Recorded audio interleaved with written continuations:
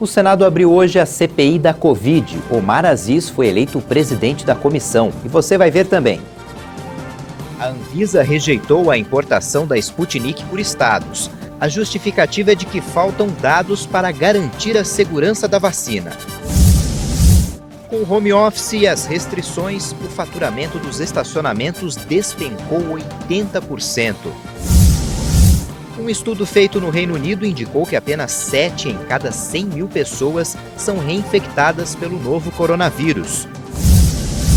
Uma tempestade de areia assustou moradores de uma cidade chinesa. Você vai ver agora no Jornal Toda Hora, edição da tarde.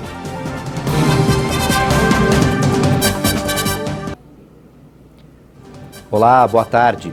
Omar Aziz, do PSD do Amazonas, foi eleito agora há pouco presidente da CPI do Senado para apurar a atuação do governo, dos estados e dos municípios na pandemia. Ele recebeu 8 votos. A comissão parlamentar foi instalada hoje e de manhã a polêmica girou em torno do relator da matéria. A oposição queria Renan Calheiros na função, mas senadores governistas afirmavam que ele seria parcial por ser pai do governador de Alagoas. Já havia um acordo entre a maioria dos parlamentares para que o presidente fosse Omar Aziz, o vice Randolph Rodrigues e o relator, o senador Renan Calheiros. Mas antes, a Justiça Federal atendeu ao pedido da deputada Carla Zambelli e suspendeu a eventual indicação do senador Renan Calheiros para relator da comissão. Com isso, na abertura da Comissão Parlamentar de Inquérito sobre Ações na Pandemia, o senador Ciro Nogueira tentou suspender a sessão, alegando que titulares da CPI participam em outras CPIs. O senador Otto Alencar, que abriu a reunião, não aceitou o pedido. Em seguida, Jorginho Melo também disse que Renan Calheiros não poderia ser relator por possível conflito de interesse. No meio da discussão, o senador Otto Alencar informou que o Tribunal Regional Federal da Primeira Região cassou a liminar que suspendia a eventual indicação do senador Renan Calheiros para a relatoria da CPI da Covid-19. Na votação de agora a pouco, além da presidência de Omar Aziz, Randolph Rodrigues, da Rede do Amapá, e um dos autores do pedido de abertura da comissão, foi eleito o vice-presidente. E Omar Aziz escolheu Renan Calheiros, do MDB de Alagoas, para a relatoria. A Procuradoria-Geral da República denunciou ao Superior Tribunal de Justiça o governador do Amazonas, Wilson Lima, e mais 17 pessoas pelo suposto envolvimento em um esquema de corrupção durante a pandemia no estado. A principal suspeita é de desvio de recursos para a compra de respiradores e um prejuízo de R$2 milhões aos cofres públicos. O caso será analisado pelo STJ. Se a denúncia for aceita, os citados se tornam réus. A denúncia não pediu o afastamento do governador do cargo. E em nota, Wilson Lima reafirmou a legalidade dos atos dele à frente do governo do Amazonas e ainda disse que a denúncia não reúne provas de seu envolvimento com os supostos crimes apontados. 7 pessoas se tornaram réis por um esquema de pagamento de propina. O ex-vice-governador do Distrito Federal, Tadeu Filipelli, e o ex-deputado federal Eduardo Cunha estão entre os acusados. A suspeita é de participação em um esquema de propina em combustíveis de aviação. Segundo as investigações, as empresas Latam e Gol pagaram valores indevidos aos envolvidos para baixar impostos do produto. As defesas dos acusados negam as irregularidades. A lei que cria o programa Proleitos foi sancionada com alguns vetos. O objetivo do texto é abrir mais unidades de internação para pacientes com Covid. O presidente Jair Bolsonaro sancionou com vetos a lei que disponibiliza mais unidades de internação com a instituição do programa Proleitos. A proposta possibilita às pessoas e empresas a contratarem leitos clínicos e de terapia intensiva da rede privada em favor do Sistema Único de Saúde para atendimento de pacientes com Covid-19. A lei foi sancionada por um veto parcial, por inconstitucionalidade e interesse público, no dispositivo que previa que as pessoas físicas e jurídicas que aderissem ao programa Proleitos poderiam deduzir o valor investido do seu imposto de renda. Estabelecia ainda que o impacto orçamentário decorrente dessa lei fica limitado a R$2,5 bilhões. Também foi vetado o dispositivo que determinava que seriam suspensas as cirurgias eletivas nos hospitais públicos e privados sempre que os leitos atingissem a taxa de ocupação de 85%, com exceção dos procedimentos relacionados à oncologia e à cardiologia. A Caixa Econômica Federal paga hoje a primeira parcela do auxílio emergencial para quem recebe o Bolsa Família e tem o número de identificação social terminado em 7. E recebem hoje também os trabalhadores que não fazem parte do Bolsa Família e fazem aniversário em outubro. Abril já é o mês mais letal da pandemia no Brasil, com mais de 70 mil mortes nos primeiros 26 dias. Mas nenhum estado teve alta na média de mortes. O Brasil somou mais 1.139 mortes por Covid-19 em 24 horas. Com isso, o país já tem 391.936 vítimas da doença. Também foram adicionados 28.636 novos casos em relação ao dia anterior, chegando a mais de 14.369.000 diagnósticos confirmados. A média móvel de mortes nos últimos 7 dias baixou um pouco e está em 2.465 por dia. E a curva de novos casos em uma semana também segue em redução. Agora está em 53.533 confirmações diárias. No mapa, analisando a evolução da doença, podemos verificar que dessa vez não houve aumento nos óbitos pelo coronavírus em nenhum estado.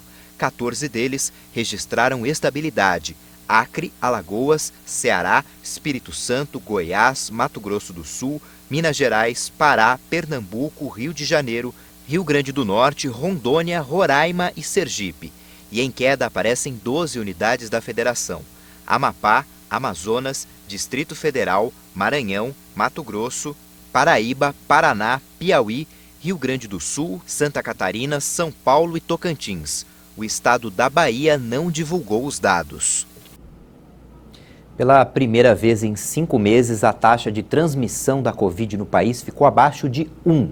De acordo com o levantamento do Imperial College de Londres, a taxa é de 0,93, o que indica que 100 pessoas contaminadas podem transmitir a doença para outras 93. O índice abaixo de 1 indica a tendência de desaceleração do contágio. Hoje, a Bélgica anunciou a proibição de entrada de viajantes vindos do Brasil, da Índia e África do Sul. O motivo é a preocupação com variantes do coronavírus. O balanço da Universidade Johns Hopkins, dos Estados Unidos, aponta que o mundo todo já tem 147.918.000 casos confirmados de Covid desde o início da pandemia e 3.122.000 pessoas morreram. A Índia registrou 323 mil novos casos e 2.771 mortes por Covid em 24 horas.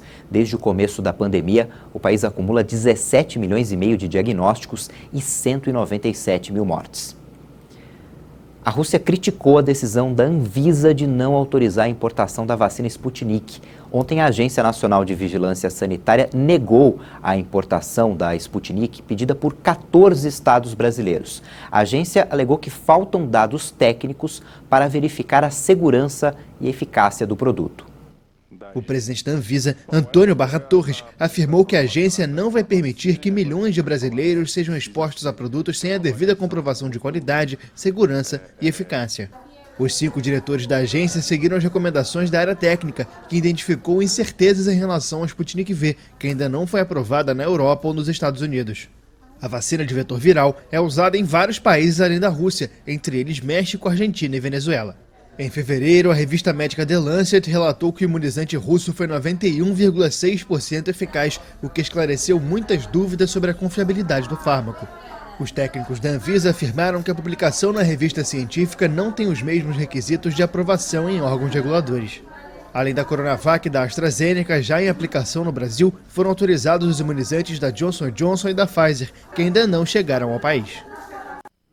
O governador do Maranhão, Flávio Dino, informou hoje que os governadores do Norte e do Nordeste que pediram a importação da vacina vão se reunir para avaliar os recursos que serão apresentados à Anvisa e ao Supremo Tribunal Federal. O balanço de vacinação contra a Covid no Brasil mostra que já foram aplicadas mais de 43 milhões e meio de doses de vacinas contra a Covid.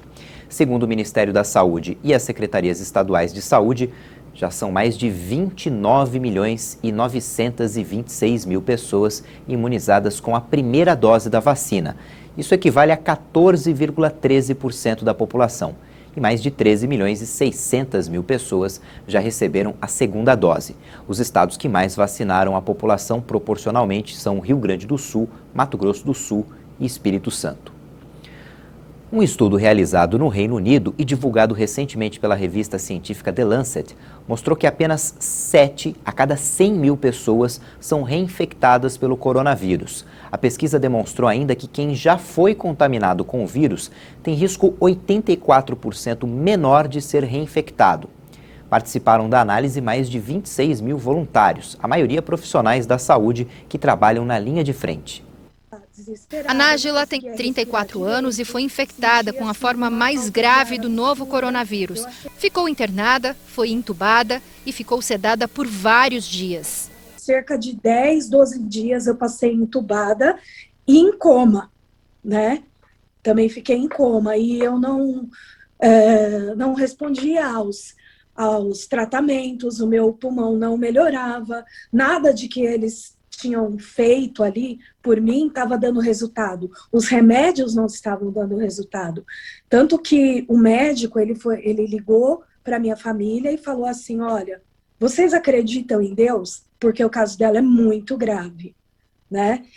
Foi quando eles fizeram o procedimento que eles chamam de Prona ou Proná, não sei pronunciar.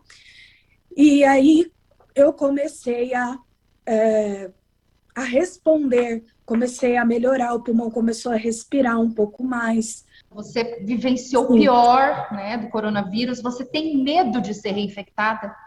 Todo momento. Os casos de reinfecção por Covid-19 são uma das grandes preocupações de quem já contraiu o vírus. Ainda restam muitas dúvidas de quanto tempo os anticorpos protegem quem já foi contaminado. Mas um estudo recente é animador e apontou resultados otimistas, principalmente para quem já teve a doença. O estudo foi realizado na Inglaterra, com mais de 26 mil voluntários, a maioria trabalhadores da saúde. A pesquisa demonstrou que quem já foi contaminado com o novo coronavírus tem o risco 84% menor de ser reinfectado. Os resultados mostraram ainda que num grupo de 100 mil pessoas, apenas 7 já contaminadas voltariam a testar positivo para a Covid-19. Ainda segundo o estudo, mais de 90% dos infectados com o novo coronavírus desenvolveram anticorpos cerca de uma semana após os primeiros sintomas e mantinham os anticorpos por ao menos 3 meses. A duração da proteção, afirma o estudo, ainda é desconhecida, mas as novas descobertas mostram que pode durar por ao menos 7 meses. Para este especialista, mesmo que o estudo inglês mostre menores chances de reinfecção em pacientes que já tiveram a doença, ainda restam muitas incertezas sobre a imunidade do pós-Covid. Ainda acredito que seja muito cedo para a gente, só com um estudo, a gente bater o martelo. Nós precisamos ainda que mais publicações apareçam em relação a qual que é nossa verdadeira imunidade, porque nós temos que lembrar que nós ainda temos sérias dúvidas em relação à imunidade de rebanho, natural, sem a imunização. Então, por isso que nós temos que ser muito cautelosos em relação a essas porcentagens tão altas de proteção com infecção primária. Uma preocupação ainda é a capacidade das novas variantes de ampliarem a possibilidade de um segundo contágio. A garantia de proteção só virá mesmo com as 2 doses da vacina. Para especialistas, mesmo com resultados favoráveis do estudo inglês, ainda é muito cedo para relaxar as medidas contra o novo coronavírus. Nós ainda temos uma taxa de transmissão muito alta.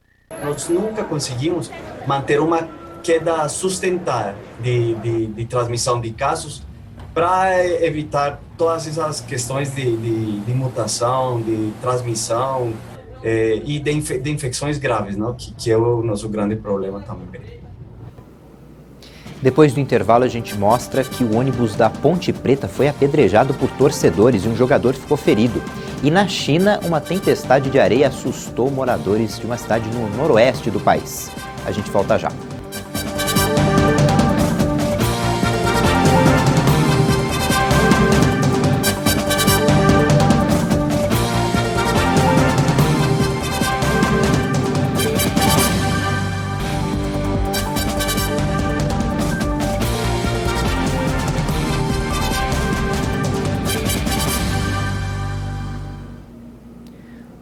O ministro da Economia, Paulo Guedes, demitiu hoje o secretário especial de Fazenda, Valderi Rodrigues. Valderi estava no cargo desde o início do governo e deixa a função em meio à polêmica entre o governo e o Congresso em torno do orçamento da União de 2021. Quem vai ocupar o cargo é o atual secretário do Tesouro, Bruno Funchal. E hoje a nomeação do novo presidente do IBGE foi publicada no Diário Oficial da União. O economista Eduardo Luiz Gonçalves Rios Neto é quem vai presidir o Instituto Brasileiro de Geografia e Estatística. A prévia da inflação oficial ficou menor no começo de abril em relação a março. O Índice Nacional de Preços ao Consumidor Amplo, o IPCA 15, que é uma prévia da inflação oficial do país, ficou em 0,60% em abril. O resultado é 0,33 ponto percentual abaixo do resultado de março, que ficou em 0,93%. Segundo o IBGE, no ano o indicador acumula alta de 2,82% e em 12 meses de 6,17%. O grupo de transportes continuou sendo a principal influência no IPCA 15, embora tenha desacelerado. A gasolina, que teve alta de 5,49% no mês, permaneceu como o produto com o principal impacto no índice. Em março, a alta no preço do combustível havia sido de 11,18%. Os analistas das instituições financeiras projetam uma inflação de 5,01% no ano. Em 2020, a inflação fechou em 4,52%, acima do centro da meta do governo, que era de 4%. Começou hoje no município do Rio de Janeiro a vacinação contra a Covid-19 para os profissionais da Guarda Municipal com mais de 59 anos. A vacinação de trabalhadores de serviços essenciais começou ontem. Também fazem parte dos novos grupos prioritários os profissionais das forças de segurança, limpeza urbana, motoristas e cobradores de ônibus, pessoas com deficiência e gestantes. O faturamento dos estacionamentos caiu em até 80% na pandemia. Segundo o Sindeparc, Sindicato das Empresas do Setor, a adoção do home office e as restrições levaram ao fechamento de unidades e demissões.